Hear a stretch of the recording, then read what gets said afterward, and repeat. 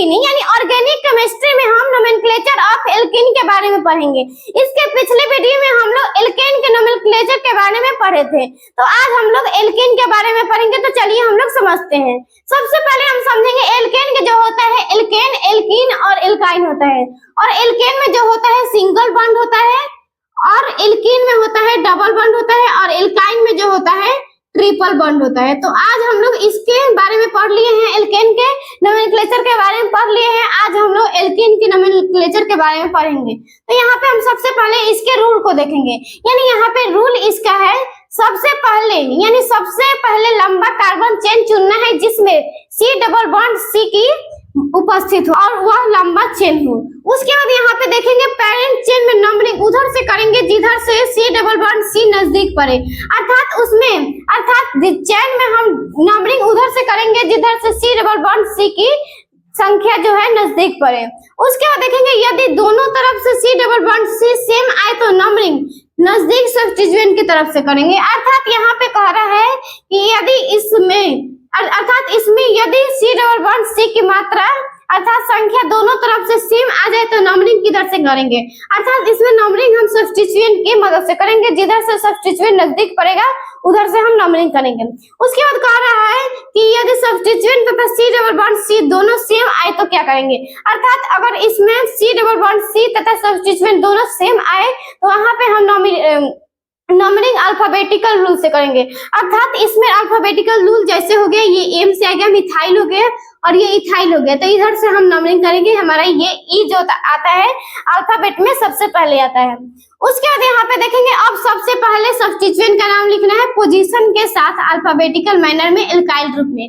अर्थात ये कह रहा है कि अब सब्स्टिट्यूएंट है, यानी अब हमें इस यौगिक का नाम लिखना है। सबसे पहले सब्स्टिट्यूएंट का नाम लिखना है एल्काइल रूप में और उसके पोजीशन के साथ अल्फाबेटिकल रूल के साथ लिखना है। उसके बाद यहाँ पे देखेंगे पेरेंट चेन का नाम लिखना है। इसके बाद हम पेरेंट चेन का नाम लिखेंगे। तो सबसे पहले अर्थात जिस यौगिक में सी डबल बॉन्ड सी की मात्रा 1 हो, अर्थात उसमें 1 प्रेजेंट हो, तो उसका नाम जो होगा एल्केन, एक्स एल्केन या अल्क एक्स इन। ये हमारा अल्क एक्स इन या एक्स एल्कीन। उसके बाद यदि सी डबल बॉन्ड सी की मात्रा अगर 2 हो तो यहाँ पे हम लिखेंगे अल्का एक्स वाई डाई इन, यानी अल्का एक्स वाई डाई इन अगर 2 डबल बॉन्ड की संख्या हो तो। उसके बाद अगर 3 संख्या हो तो यहाँ पे alka x y z triene, अर्थात यहाँ पे अगर 3 संख्या हो सी डबल बॉन्ड सी की, अर्थात यहाँ पे सी डबल बॉन्ड सी की संख्या 3 हो तो यहाँ पे x y z triene लिखेंगे। उसके बाद यहाँ पे देखेंगे डबल बॉन्ड की पोजीशन को न्यूनतम संख्या से दर्शाना है, यानी ये कह रहा है कि डबल बॉन्ड की पोजीशन जो होगा उसे हम न्यूनतम संख्या से दर्शाना है। तो जैसे हम डबल बॉन्ड की संख्या को हम सीखेंगे तो यहाँ पे हम सबसे पहले इसमें नंबरिंग करेंगे। तो 1 2 3 4 5, तो ये हमारा हो गया नंबरिंग हो गया। उसके बाद यहाँ पे हमारा डबल बॉन्ड आ रहा है, तो यहाँ पे 1 और 2 पे आ रहा है। तो यहाँ पे 1 2 में न्यूनतम संख्या जो है 1 है, तो ये 1 से ही दर्शाना है डबल बॉन्ड की संख्या को, ना कि 2 से, यानी 1 से हम दर्शाएंगे डबल बॉन्ड की संख्या। इसके बाद इसके हम एग्जांपल से समझेंगे कि आखिर में हम इसको एग्जांपल से कैसे समझें। तो सबसे पहले यहाँ पे हम एग्जांपल से समझेंगे। यहाँ पे हम सबसे पहले लंबा कार्बन चेन चुनेंगे। तो यहाँ पे हम सबसे पहले कार्बन की संख्या को हम गिन लेते हैं कि इसमें कार्बन की संख्या कितना है। तो यहाँ पे 1 2 3 4 5 6, यानी इसमें 6 कार्बन की संख्या है। उसके बाद दिखेंगे हम डबल बॉन्ड की संख्या किधर से कितना है। तो इधर से 1 इधर है, 2 और इधर से भी इतना ही संख्या पर है, अर्थात डबल बॉन्ड की संख्या इसमें दोनों तरफ से सेम है, तो हम किधर से भी किसी भी तरफ से हम इसका नंबरिंग कर सकते हैं। तो यहाँ पे हम सबसे पहले इसका नंबरिंग लिखेंगे, यानी इसका नंबरिंग लिखेंगे। तो यहाँ पे 6 है तो इसका हेक्सा। उसके बाद डबल बॉन्ड की संख्या को देखेंगे, तो यानी डबल बॉन्ड की संख्या 1 2 पे है, तो यहाँ पे न्यूनतम संख्या से दर्शाना है, तो यहाँ पे 1 हो जाएगा 1। उसके बाद यहाँ पे 3 और 4 पे है, तो 3 से हम दर्शाएंगे क्योंकि 3 4 में 3 जो है न्यूनतम संख्या है। उसके बाद 5 6 में है, तो यहाँ पे 5 हो जाएगा और ट्राई इन, यानी यहाँ पे हेक्सा यानी 6 कार्बन की संख्या है, तो यहाँ इसलिए यहाँ पे हेक्सा लिखा गया है। उसके बाद यहाँ पे 1 पे हमारा डबल बॉन्ड है, 3 पे डबल बॉन्ड है और 5 पे डबल बॉन्ड है, तो ये हमारा हो गया डबल बॉन्ड की संख्या। उसके बाद इसमें डबल बॉन्ड की संख्या जो है 3 है, तो यहाँ पे ट्राई हो गया और एल्कीन के लिए यहाँ पे इन लिख दिए, तो ये हमारा हो गया इसका नेम यानी नोमेनक्लेचर। उसके बाद यहाँ पे इसका हम सीखेंगे, यानी इसका हम देखेंगे तो सबसे पहले इसमें हम कार्बन चेन यानी कार्बन चेन को देखेंगे, यानी कार्बन चेन की हम संख्या को यानी लंबा कार्बन चेन इसमें चुनेंगे। तो सबसे पहले यहाँ पे 1 2 3 4 5 6 7 8, तो यहाँ पे हमारा ये हो गया 8। इसके बाद हम देखेंगे कि इसमें डबल बॉन्ड की संख्या किधर से कितना पड़ रहा है, तो 1 2 3 4, इधर से भी 4 पर आ रहा है, 1 2 3 4, इधर से भी 4 पर आ रहा है, तो इधर से हमारा दोनों तरफ से 4 पर आ रहा है। तो इसमें अब हम देखेंगे अल्फाबेटिकल रूल देखेंगे कि किधर से कौन आ रहा है। तो इसमें हम देखेंगे ये मिथाइल है, ये मिथाइल है और ये जो है इथाइल है, ये इथाइल है। तो मिथाइल जो आता है अल्फाबेट में यानी एम जो आता है लास्ट में आता है और ई जो आता है पहले आता है, तो हम इधर से नंबरिंग करेंगे। तो 1 2 3 4 5 6 7 8, तो ये हमारा 8 कार्बन की संख्या हो गया। उसके बाद इसका हम नेमिंग करेंगे, तो यहाँ पे हम नेम लिखेंगे इसका, तो 3 इथाइल 6 मिथाइल। उसके बाद कार्बन की संख्या को लिखेंगे, तो यहाँ पे 8 कार्बन की संख्या है तो ऑक्टा।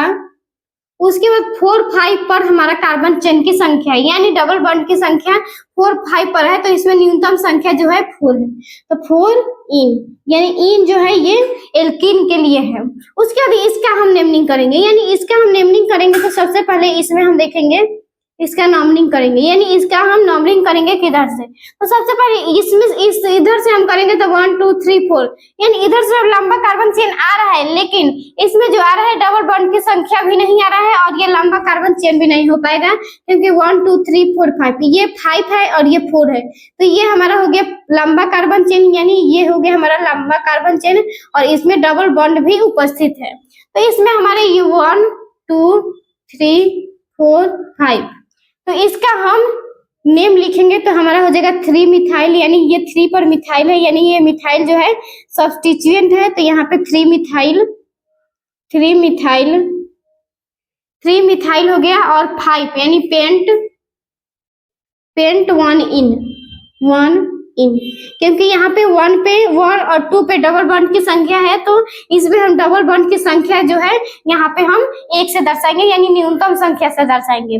उसके बाद यहाँ पे हम इसका करेंगे नेमिंग, यानी इसका हम नेम लिखेंगे, तो इसमें हम देखेंगे 1 2 3 4 5 6, यानी ये हमारा 6 आ रहा है और इधर से कर रहे हैं, तो 1 2 3 4 5 6 7, अर्थात ये हमारा लंबा कार्बन चेन हो रहा है, तो इधर से हम इसमें हम नंबरिंग करेंगे, ये हमारा लंबा कार्बन चेन आ रहा है, इसमें हम नेमिंग करेंगे, तो 1 2 3 4 5 6 7, और ये हमारा सब्स्टिट्यूएंट हो गया और ये भी सब्स्टिट्यूएंट हो गया।